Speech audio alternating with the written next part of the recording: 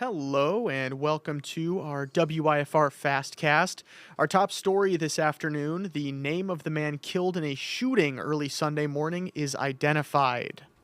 According to the Winnebago County Coroner's Office, 35-year-old Tari Noel was shot around 1:13 in the 300 block of Buckbee St. Noel was taken to an area hospital but died due to his wounds just before 2. 25-year-old Lavontre Vaughn was arrested shortly after the shooting Sunday. Rockford police believe he had something to do with the shooting, charging him with 4 counts of first-degree murder. A GoFundMe page has been created by Noel's sister Tamara to help cover the costs of funeral expenses. Residents of a Rockford neighborhood will need a new route to work temporarily. Beginning Tuesday, crews with the city of Rockford will make repairs to the water service in the 3500 block of Highcrest Rd. Traffic is closed headed westbound at Chelsea Avenue, and work is expected to last up to 3 business days. Drivers near the work zone are urged to use extreme caution. Rockford crews will start fixing the Harrison Avenue Bridge Tuesday. Crews will close the outside traffic lanes for inspections, and drivers are encouraged to be very careful in those work zones, as well as slowing down. Construction is expected to be complete by the end of the day Tuesday.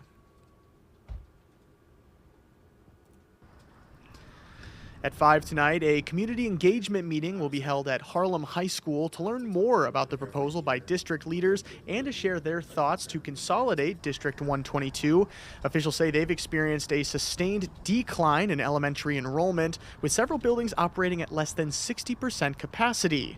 WIFR's Nathaniel Langley will talk with concerned state liners and district leaders about how long-term sustainability can be guaranteed.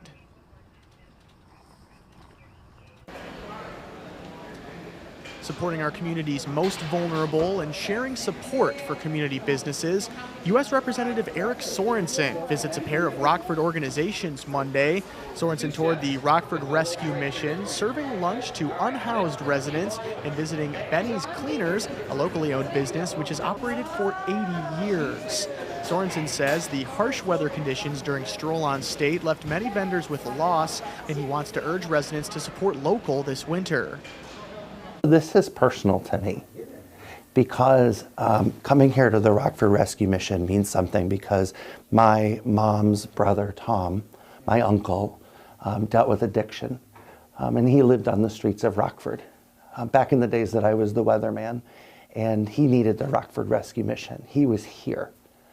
So my own uncle, as he was battling addiction, and he wasn't able to see the outcome that our family wanted. And so I kind of feel like my Uncle Tom has kind of pushed me here so that I can learn how this place was helping him. The RRVBC at North Longwood Street got 2 special guests. Santa and Mrs. Claus rolled up their sleeves and donated blood. The Clauses encouraged others to donate as well, saying it's the perfect way to get onto the nice list. Leaders say blood donations are especially critical during the holiday season, and every unit donated can save up to 3 lives. Of course, Monday starts a new week for blood donations for the WIFR Season of Giving Blood Drive with the Rock River Valley Blood Center. Prizes for this week include a Burpee family membership, a Village Green gift basket, a $100 gift card to Pinnins Meats, a round of golf from Ma Nana TC, and Forest Hills Country Club. If you donate today, you could win a Christmas ham from Eichmann's.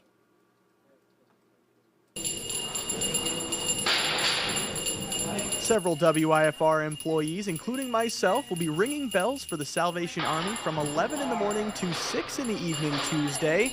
Every coin or dollar donated stays local and sparks goodness within the community. We will be at the Harlem Road Schnucks location in Loves Park, so stop by, say hello, and support a good cause.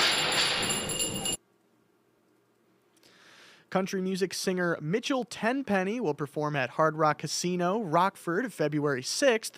Some of his hits include Drunk Me, Truth About You, and At the End of the Bar. Tenpenny's music has also generated more than 2.1 billion global streams since his debut. Tickets go on sale Thursday, and you must be 21 or older to attend.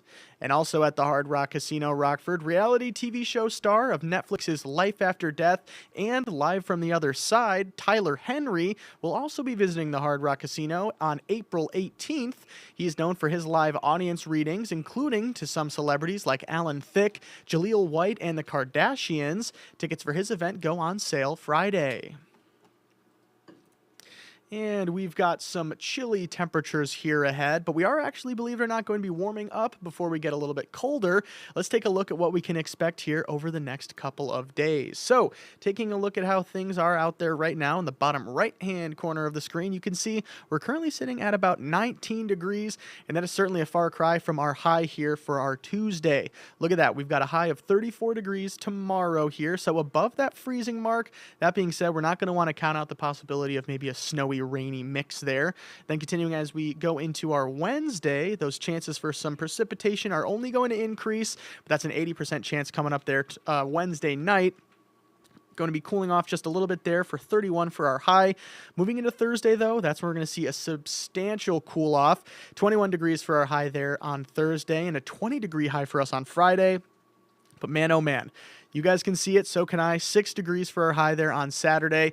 Definitely something you're going to want to be aware of. If you do have any plans out there, you're going to want to be bundling up. Of course, taking a look at Sunday, not too much warmer, but we are doubling in temperature there. 12 degrees for our high. But I want to make sure to alert you to those low temperatures there at the bottom of the screen. We've got -4 for our Saturday and -6 for our Sunday. So man, oh man, it is going to be a chilly one. So if you do, again, have any plans outdoors this weekend, you're definitely going to want to make sure that you're bringing an extra jacket, maybe some of those hand warmers out there as well. And then as we kick off next week there, we've got a high of 23 degrees there for our Monday. Now, of course, as we get a little bit further into this winter season, something you're going to want to make sure to have downloaded on your phone is our WIFR First Alert weather app. Of course, this is the best way that we can alert you to all of the updates, whether it's snow, anything related to any sorts of rain. Of course, freezing rain at this time of year is certainly a bad recipe for those roads. So this is definitely something you're going to want to have downloaded. And of course, you're also going to want to make sure to download our WIFR News app. I'm going to leave this QR code up here for just a quick second. But what you're going to do is you're going to scan this code. It's going to take you to either the Google Play Store or the Apple App Store. You're going to download those apps, and then you're going to want to hit Allow Notifications. Those little alerts that are going to pop up right there on your phone, so that way we can update you wherever you are with the most accurate information wherever you are, no matter what it is about. Now, of course, those stories that I mentioned here a couple minutes ago will be coming up in our shows at 4, 5, 6, and 10. Of course, we want you to download those smartphone apps, but we also want you to download our streaming apps. You can do so on Amazon Fire, Apple TV, and of course, make sure that you're downloading both the WIFR News app and the WIFR First Alert Weather app. Thank you so much again for watching, and we'll see you coming up in just a little bit here, about 15 minutes for WIFR News First to 4. Thanks for watching.